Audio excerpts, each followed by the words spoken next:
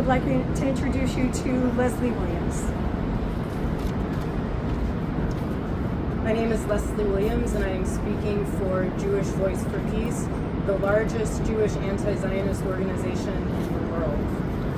In 2016, I visited Palestine as part of a Jewish resistance delegation, and I was welcomed into many Palestinian homes where I was entertained and fed. Sharing food is sacred, but so is sharing a fast. All over the country, students, veterans, activists are fasting for Gaza. Some are not eating at all, others limiting themselves to the 250 calories a day that the average Gazan is able to consume. Jewish Voice for Peace is proud to support the Fast for Gaza because engaging in a fast for justice is a profoundly Jewish thing to do. There are over 25 occasions in traditional Judaism that call for fasting, although the best known in contemporary Jewish life is Yom Kippur, the Day of Atonement, when Jews not only reconcile themselves with God, but with those that they have wronged. And we need to atone. Yes. We all need to atone. Yes. We need to atone as Americans whose tax dollars are funding this genocide of Gaza. Many of us will identify with this motivation. But there's another traditional fast in Judaism which bears an even greater connection to our current situation. In the Bible story of Queen Esther, Esther risks her life for a chance to beg her king to end his plan to annihilate the Jews of Persia. For 3 days before she goes to the king, Esther, her servants, and all the Jews of Persia fast. Fasting to stop a genocide. What a perfect illustration of what we're doing this month.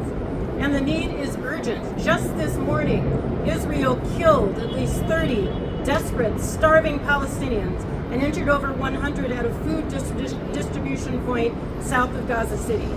With these latest atrocities, the death toll from Israeli attacks on these so-called aid distribution centers has risen to 180 Palestinians killed and over 1,500 wounded. Thousands remain at critical risk of starvation. We support the fast in order to stop the destruction of families, to block the bombs, and to urge our leaders to take meaningful action to save lives. But we also fast to express deep grief. 11 years ago, when Israel was launching yet another destructive bombing of Gaza, Rabbi Grant Rosen of Rabbis for Ceasefire, who has himself attempted to enter Gaza with food, wrote this poetic meditation from the Book of Lamentations. Gaza weeps alone, bombs falling without end, her cheeks wet with tears. A widow abandoned, imprisoned on all sides, with none willing to save her. All along the road there was mourning. The teeming marketplaces have been bombed into emptiness. The only sounds we hear are cries of pain, sirens blaring, drones buzzing, bitterness echoing into the black volume of homes destroyed.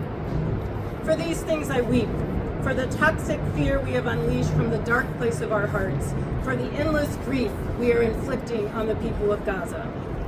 May all who fast have a meaningful fast, and may we one day share another feast with our siblings in Palestine. Thank you.